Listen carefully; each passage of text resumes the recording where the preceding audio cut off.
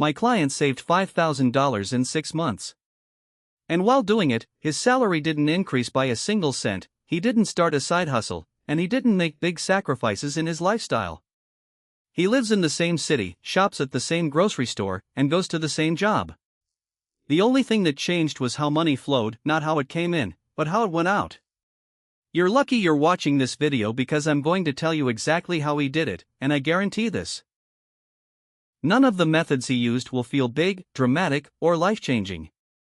On the contrary, they will all seem small, boring, and almost meaningless. That's exactly why they work. I'm Wyatt, and for years I've been researching why people can't save money despite their good intentions. The answer is usually not a lack of knowledge, but a lack of design.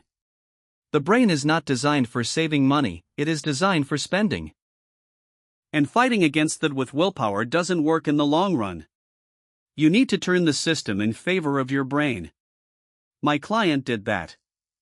And now you will too. Follow the channel and don't forget to hit the like button if this helps. First, let's understand the scientific foundation because learning how to do something without understanding why it works is much less effective. Research by neuroscientist David Eagleman from Duke University shows that the human brain systematically prefers immediate rewards over long-term gains. This is called hyperbolic discounting, and it's not just weak willpower, it's the fundamental way the brain works. $100 today feels much more real and much more attractive to the brain than $150 in the future. That's why people constantly postpone their savings. It's not their logic, it's their neurology doing it. Bolem 3 almost equals 950 character. But behavioral design research conducted for over 10 years by Stanford researcher B.J. Fogg proves the opposite. Fogg's Tiny Habits methodology shows that small, automated behaviors create lasting change much more reliably than big intentions. In a study with more than 1,200 participants, the group that set big goals achieved a 14% success rate after 6 months, while the group that built small but automatic systems reached an 81% success rate. This is exactly what my client did. He didn't set a big goal. He built small systems. Now let's go into the details of these systems. The first system is invisible saving.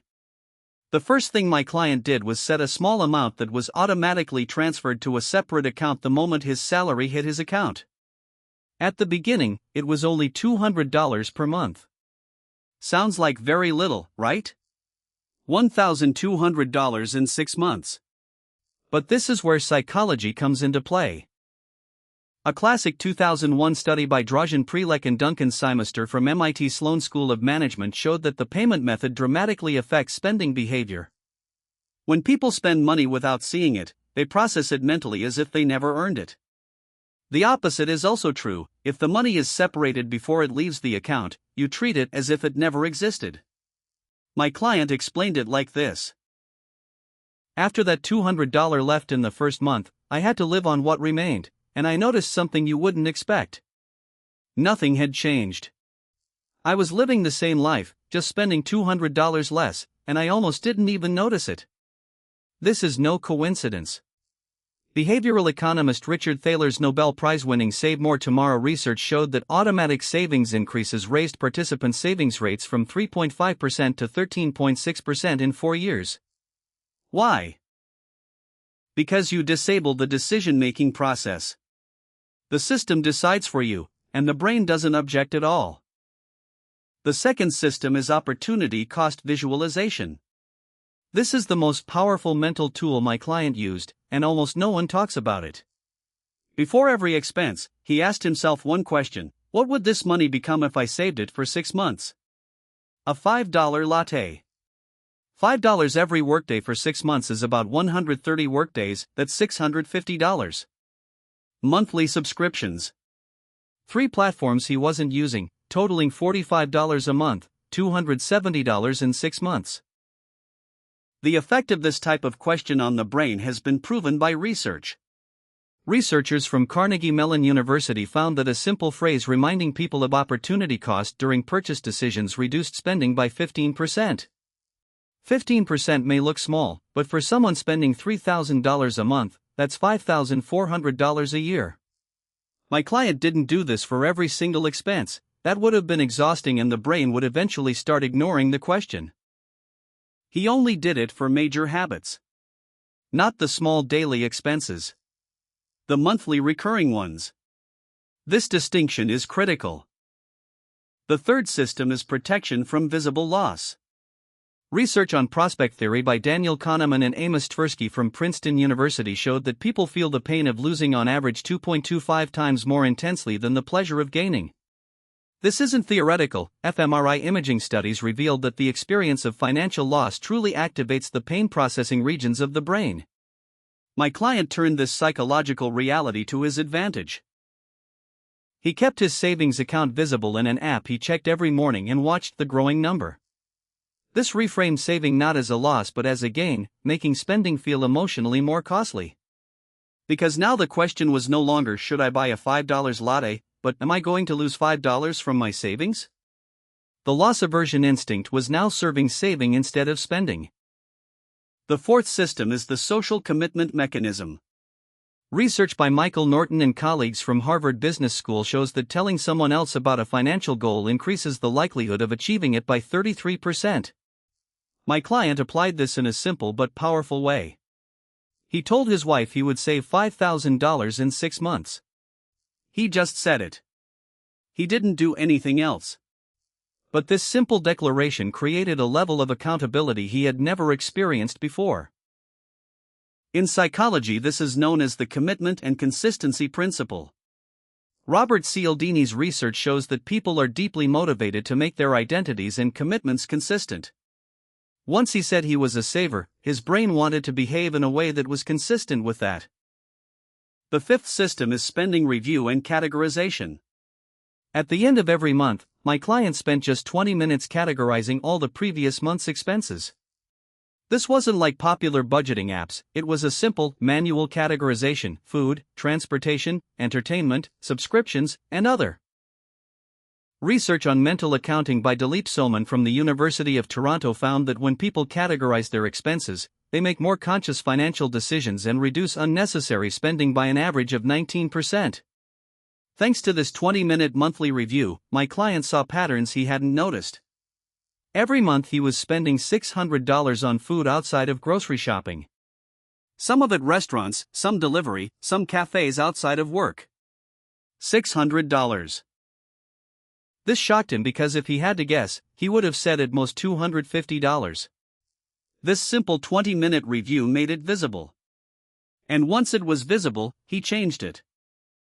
The sixth system is reward architecture.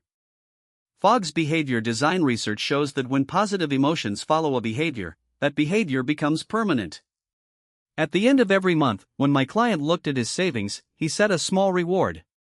Nothing dramatic, maybe a cup of quality coffee, maybe a movie night. But this small celebration ritual associated saving with reward in the brain, and this neural connection strengthened the saving behavior. The academic term is operant conditioning.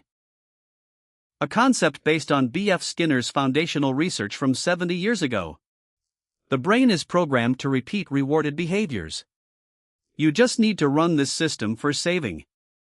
Now let's look at the 6-month results. In the first month, $200 was saved through automatic transfer. In the spending review, an invisible $150 subscription expense was detected and canceled. Total, $350. In the second month, opportunity cost visualization reduced eating out spending by $200. The automatic transfer continued. Monthly savings total, $550. From the third month onward, the system was running at full speed. These decisions no longer required conscious effort, they had become habits. Average monthly savings rose to $800. At the end of 6 months, the total was $5,000. Most people at this point say, but my situation is different. I earn less. My expenses are higher. It won't work for me. I understand this objection. But I have to say this, the beauty of these systems is that they work independently of the amount. You might be saving $50 a month instead of $200. The system is the same. Because what's being taught here is not saving money, it's the habit of saving money, and habit comes before amount. A 2001 study by Bridget Madrian and Dennis Shea from the National Bureau of Economic Research found that in companies that switched to automatic enrollment, employee participation in retirement accounts rose from 49% to 86%. Why? Because the default behavior changed. Now it no longer takes effort to save, it takes effort to spending. This is exactly what you need to do. Change your default behavior. Set up an automatic transfer the moment your salary hits your account. Start small, $100, even $50. Then increase it by $50 every 2 months. When the brain responses of people who do this were examined in fMRI studies, something remarkable emerged. They start processing saving not as a loss, but as a sense of control. And that sense of control is a powerful source of motivation. Social network research by Nicholas Christakis from the University of California, San Diego shows that financial habits spread within social circles. When one person acquires a saving habit, that habit eventually spills over to their close environment. So by applying this system, you're changing things not only for yourself but also for the people around you. Finally, I want to say this. My client's success was not genius. It was not the result of extraordinary willpower. It was not the result of a miraculous income increase. It was the compound effect of systematic, small, and consistent decisions. Behavioral economist Shlomo Benartzi's research shows that small savings increases create dramatic differences in the long run through the power of compound growth. $200 a month at a 7% annual return approaches $100,000 in 20 years. $100,000 from a $200 monthly transfer. In 20 years. The secret to saving money is not taking big steps. It is systematizing small steps. Set up the system and let it work. Over time, your brain will code it as a habit. And once it becomes a habit, the effort disappears. All that remains is growing savings. My client did exactly that. You can too. See you again next video. Thanks you so much for watching.